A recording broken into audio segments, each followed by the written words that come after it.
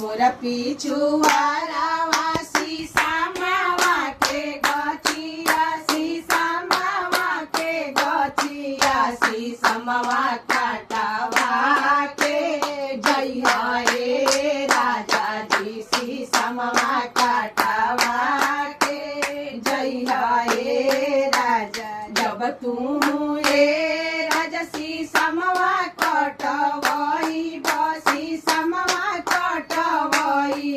पलंगिया बनावा के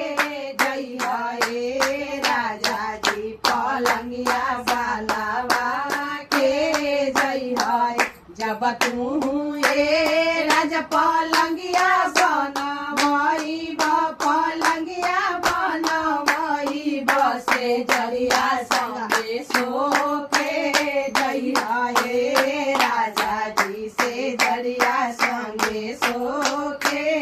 जइहा ए राजा जब तू ए राजा से जरिया संगे सुतब से जरिया संगे सुतब होरिलवा जाना माँ के